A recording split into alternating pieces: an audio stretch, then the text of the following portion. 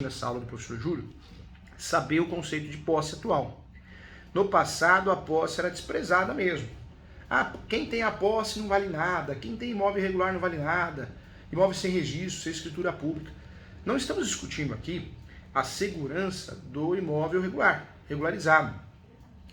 Não dá para ter dúvida em relação a isso. O imóvel regular é muito melhor em todos os sentidos. Segurança jurídica, facilidade para vender, atingir o valor de mercado, você pode dar esse imóvel em garantia.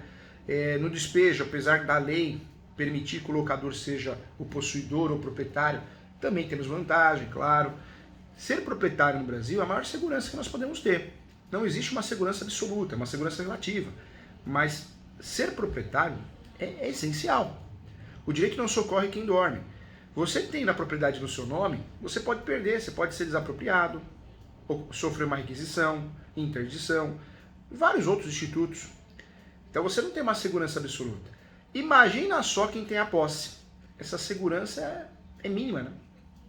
Porque pode aparecer alguém provando que é dono, proprietário, e faz uma ação reivindicatória. Pode um coproprietário fazer um arbitramento de aluguel, uma extinção de condomínio. Isso na seara das petitórias, né? Das ações que eu vou utilizar documentos, provas documentais, certidão de propriedade para provar a posse, a propriedade, não a posse. E aí nós temos a outra discussão possessória. Nessa discussão possessória, existem os meios possessórios, né? Reintegração, manutenção, interdito proibitório. Não dá para discutir a importância, a segurança do registro. O registro, quem tem, realmente está numa situação muito mais segura do que alguém que tem a posse. Ter a posse é não ter o registro. Ter a posse é ter qualquer documento particular, instrumento particular ou instrumento público, que não foi registrado no cartório de imóveis. Quando nós falamos da posse, vale a pena lembrar que a posse é um direito sui generis. É um direito que ganha espaço, ganha força no direito. O enunciado 492 da 5ª Jornada de Direito Civil, ele esclarece muito bem que a posse é um direito exclusivo, autônomo em relação a outros direitos. Por isso, eu posso e devo declarar imposto de renda, a posse, o imóvel irregular, sem registro, sem escritura pública no imposto de renda. Por isso, num divórcio com partilha de bens, o imóvel irregular, sem registro, sem escritura pública, vai ser partilhado, vai ser dividido entre o casal, os companheiros. A posse ganhou relevância nos últimos anos. Hoje nós temos as formas derivadas de adquirir propriedade. E eu trago para você, inclusive essa aula, saiba tudo sobre o uso capião, nós vamos dividir pelo menos em 4 encontros, tá? Por quê? Porque nós temos que aprofundar os assuntos. Então nós vamos ter aí todo mês, saiba tudo sobre o uso capião, até esgotar esse assunto que foi tão pedido pelos corretores de imóveis, corretoras, advogados e advogadas, pedindo, professor Júlio, no questão de direito, no conselho, dá uma aula completa de uso capião. A gente quer aprender, né, as 36 espécies de uso capião, queremos aprender esse uso capião de coisa própria, o uso capião paroquial, o uso capião de vício documental, espécies que a gente não aprende. Não aprende, infelizmente, na graduação, em algumas pós também nós não aprendemos. Hoje tem muito curso de legalização de imóveis, todo mundo se autotitula professor e sai vendendo curso, e muita gente também não tem condições, né, de ensinar porque não atua na área e acaba sendo um vendedor de curso. Então, você não aprende, você tem essa dificuldade. Nós vamos trabalhar assim, de forma gratuita, porque o interesse é que você, advogado, advogada, você que é estudioso do assunto, conheça de verdade. Então, essa é a intenção, nós vamos trabalhar assim, tá bom? Vamos lá. Nós temos, então, a forma derivada de propriedade, nós somos o contrato preliminar, mas é importante falar também dos outros contratos. Nós temos o compra e venda, pagamento à vista, promessa, estou comprando um imóvel na planta, talvez, uma fração ideal, uma expectativa de direito, uma matrícula que não existe, uma cota à parte. Temos o compromisso, que existe um compromisso, um vínculo, existe uma obrigação de fazer no meio. Existe ainda, né, o contrato de cessão de direitos possessórios e afins, que é a forma correta de comprar e vender um imóvel irregular, sem cometer o crime de estelionato ou qualquer outro crime, facilitando até uma cláusula de soma de posse para quem compra, para que possa regularizar esse imóvel através de REURB, regularização fundiária, uso capião. Temos também a cessão de direitos hereditários. Esses contratos que o professor falou são os mais utilizados no direito imobiliário, nas transações, nos negócios imobiliários. Então anota aí, preliminar para fechar negócio. 1. 2. Compra e venda, pagamento à vista, deve ser feito por escritura pública, hein? Artigo 108 do Código Civil. 3. Promessa. É o contrato que eu estou comprando uma obrigação de fazer, algo vai ser feito ainda. Estou comprando uma expectativa de direito. Normalmente imóvel na planta, compro da incorporadora construtora, promessa. Compromisso, estou comprando algo que já existe, é palpável. Mas alguém tem que entregar alguma coisa. Ou eu, comprador, pagar, porque eu estou pagando parcelado direto com o vendedor, ou o vendedor tem que me entregar alguma coisa, algum projeto, alguma obra, então compromisso. Cessão de direitos possessórios, estou comprando e vendendo imóvel irregular. Cessão de direitos hereditários, estou comprando direitos de herança. Então, pronto. Agora sim. Por que classificar os contratos, professor, nessa aula? Estou classificando os contratos aqui, como eu falei para você, nós vamos dar sequência a esse curso, Saiba Tudo sobre o Usucapião, é um curso mesmo que nós vamos dar aqui no questão de direito. Nós vamos dividir ele pelo menos em 5 encontros, 4 a 5 encontros, tá? O professor vai fazer até esgotar o assunto. Quando nós falamos aqui, gente, dos contratos, o contrato mal feito, quando o título não bate com o objeto, qual que é o problema disso? Se o título não bate com o objeto, eu não consigo usufruir desse contrato como um justo título de boa-fé. Tudo bem, 36 espécies de usucapião no Brasil, nem todas as espécies eu vou utilizar. Nem todas as espécies eu vou utilizar o justo título, porque aquela espécie, aquela determinada espécie de usucapião, modalidade, não existe. Algumas espécies, como a ordinária, exige o justo título, eu tenho que ter. Quando eu vou utilizar como justo título, ou numa espécie obrigatória, como a espécie de usucapião ordinária, se esse contrato é mal feito, se o título não bate com o objeto, o judiciário tem feito o quê? O judiciário tem entendido que aquele documento não é considerado um justo título. O judiciário tem entendido que aquele documento não serve como justo título, porque o contrato foi mal feito. Existe um erro de objeto. Cuidado, hein? Eu sempre falo que qualquer documento escrito com boa-fé é um justo título, mas se esse documento for mal feito, mal elaborado, ele não vale nada. Então você vai ter dificuldade de utilizar esse documento dentro de uma ação de usucapião, um requerimento do cartório de usucapião, porque ele não vai ser reconhecido como justo título. Na espécie, na modalidade de usucapião que exige, que é obrigatório, o justo título, piorou, né? Porque você vai perder o requisito. Você não vai poder usufruir daquela espécie, modalidade de usucapião. Então eu peço a você muita atenção, porque nessa situação, gente, nós precisamos sempre, para pensar num usucapião que exija justo título, um contrato de qualidade. Um contrato de qualidade não precisa ser um contrato com muitas páginas, mas que seja um contrato que tenha eficácia. E um contrato, para que tenha eficácia, o título tem que bater com o objeto, tem que respeitar a capacidade, o ato jurídico, o agente tem que ser capaz, o negócio tem que ser um negócio que tenha validade. Então, os requisitos de um contrato que respeita a boa-fé. Então, ponto importante para que ele possa ser utilizado como justo título.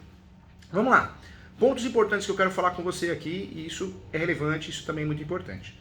Nós temos pelo menos 3 procedimentos de usucapião. O primeiro procedimento, que nós sempre falamos em palestras, em aulas, é o procedimento, sim, extrajudicial. O extrajudicial já existia. Mas com o CPC, com o Código de Processo Civil, ele foi regulamentado. Esse usucapião extrajudicial, eu sou fã da advocacia extrajudicial, gosto muito, faço muito no escritório, inclusive hoje convido a você, lá no meu canal do YouTube, se você entrar lá, professor Júlio César Sanches, nós vamos ter um bate-papo com a Viviane sobre advocacia extrajudicial, que faz um advogado na advocacia extrajudicial, você está convidado, acabou a aula aqui, começa lá, a aula lá, o bate-papo no meu canal, então você está convidado. Quando nós falamos da advocacia extrajudicial, é fantástica. Poxa, fazer inventário no cartório, maravilhoso. Um divórcio no cartório. O usucapião também, só que não é o que venderam para nós. O divórcio, não há muita discussão em relação ao extrajudicial. Se não tem litígio, se não tem briga, não tem menor, incapaz, você vai fazer com facilidade, fazer os devidos registros, né? Tanto o registro da escritura pública do divórcio, para que gere efeito no cartório civil, e se tiver partilha de bens, você vai conseguir também fazer a partilha de bens com facilidade.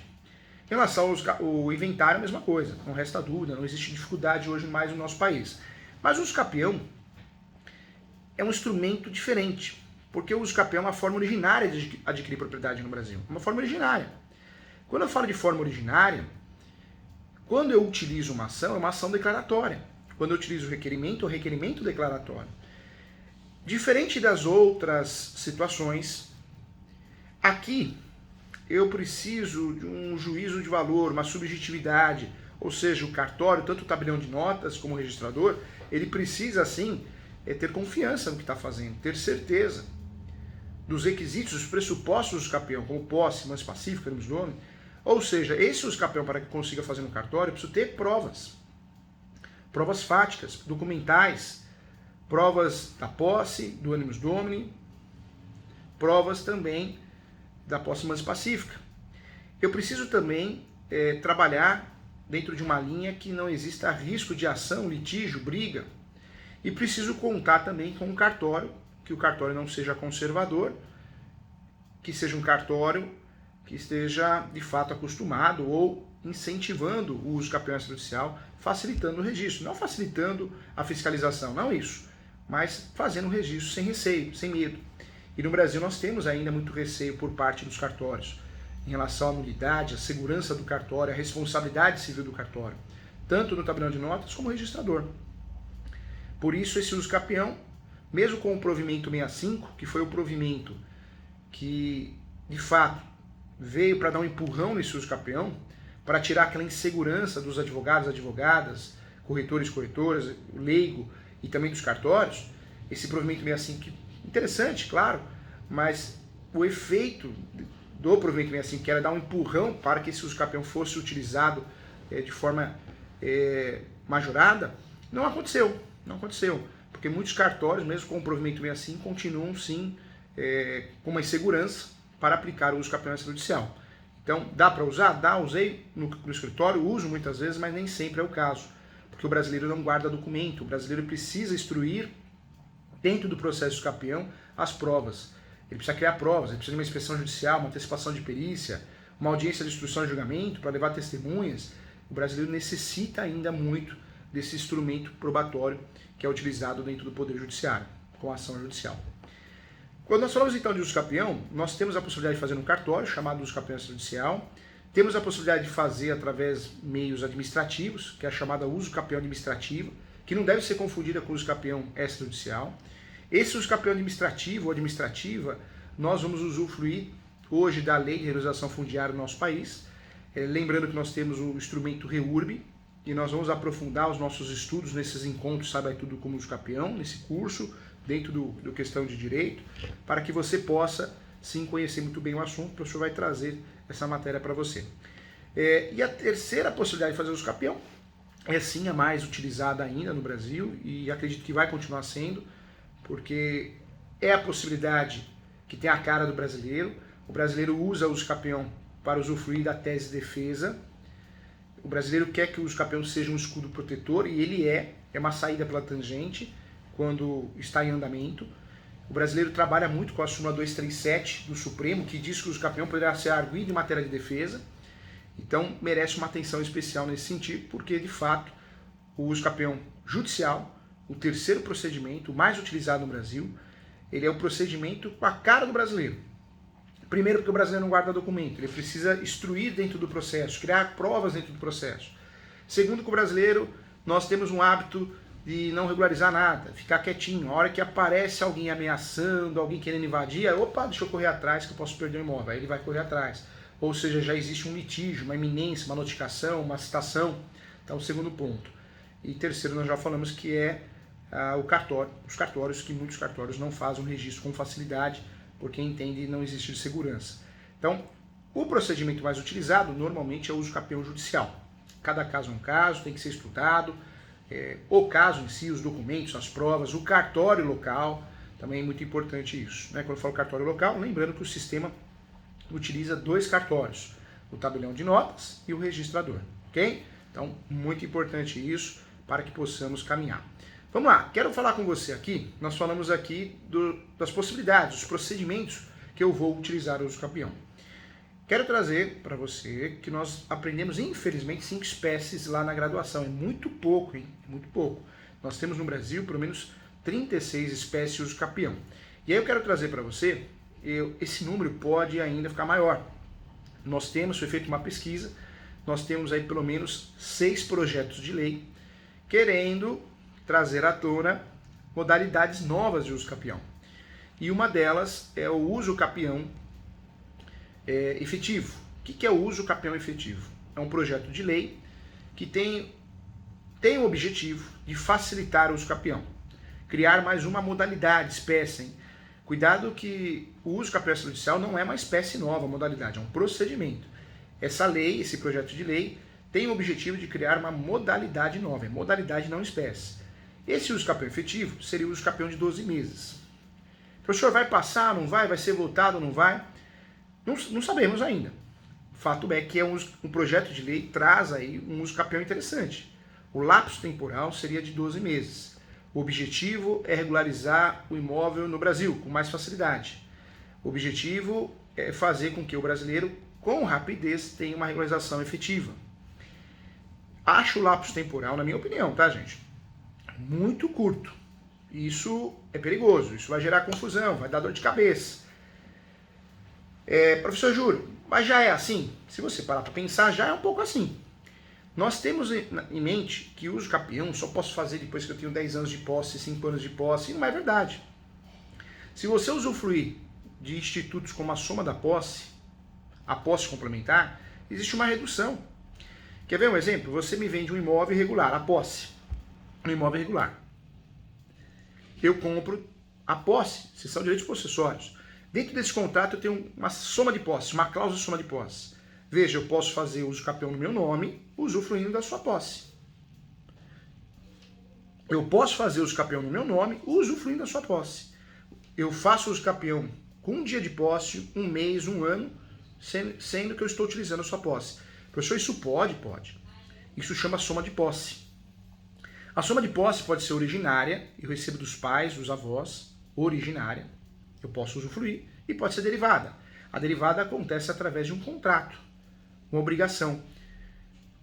O que eu estou falando aqui não é teórico não, é real, é prático, hein, gente?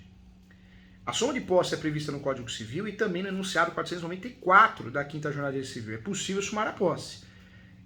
O brasileiro, o advogado brasileiro, a advogada brasileira, eu ensino meus alunos, porque pouca gente sabe trabalhar com soma de posse. Muito advogado, advogada, o que faz? Não trabalha com a soma de posse porque não conhece, ou ainda trabalha com a soma de posse, mas de forma errada. Se você me contrata como advogado para ajudar você com a soma de posse, o que eu vou fazer? Nós juntos vamos ter que fazer prova da posse de quem vendeu para você. Por mais que você apareça no polo ativo da ação. O problema é quando eu tento fazer prova da minha posse, eu não tenho posse para isso. É o que diz o enunciado 494. Quando eu uso a soma de posse, eu preciso provar a posse do outro, daquele que eu estou somando, daquele que eu comprei a posse. E qualquer vício que tenha na posse do outro vai impactar no meu direito, claro. Vamos dizer que ele vendeu para mim 10 anos de posse, 15 anos, só que ele mentiu. Ele tem 6 meses de posse. Ele não tem provas. Ou cai em contradição. Pronto, prejudicou meu uso capião.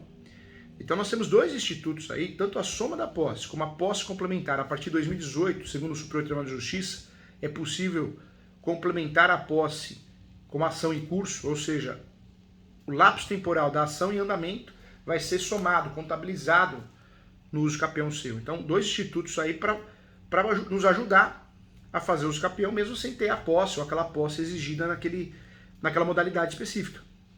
Então, merece nossa atenção. Eu quero convidar todos, nós vamos fazer uma sequência aqui, então, de 5 cursos. Então, o professor vai fazer um por mês, tá? Para a gente não atrapalhar os outros temas que são solicitados pelo corretor, pelo pessoal do CRES. Nós vamos fazer um por mês, sabe, uso capião, até esgotar o assunto, combinado? Esse é um, nós vamos fazer. Eu vou numerando para vocês, tá? Para você achar com facilidade. Ponto importante que eu quero trazer para você. Quem quiser também fazer minha pós-graduação vai aparecer. O Juba vai colocar na tela. Entra no site www.portaliso.com.br. Temos mais de 200 corretores fazendo essa pós. Eu sou coordenador e professor, né? A pós que é vinculada ao INESP. Essa pós é da Faculdade INESP. Portal ISO, a Escola Superior Universitária, é um projeto apoiado por 187 OABs, apoiado pelo CRES também. É uma pós 958,80, gente. Bem legal. É online, com plantão de dúvida, aula remota, uma vez por mês ao vivo. Então dá para fazer no Brasil todo. 958,80, preço de curso, hein? Legal, tem muito corretor fazendo, advogada, investidor. Então convido a você. Quem quiser entrar em contato com o professor, o WhatsApp do escritório para agendar consultas, mentorias, é o 11 97685 3891. 11 97685-3891, tá? Quiser informações sobre meus cursos, meus livros, manda mensagem no WhatsApp do escritório, tá bom?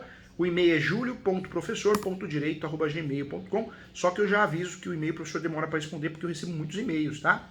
Siga o professor nas redes sociais, o Instagram é professor.julio.sanches e também no canal do YouTube, faça a sua inscrição, tá? Professor Júlio César Sanches. Inclusive eu lancei um curso recentemente gratuito, Advogado Imobiliário do Futuro, e os segredos do escapião também, tá? Tá lá à disposição.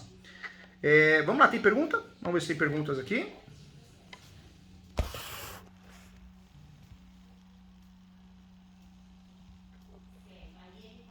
Sempre tem boas perguntas.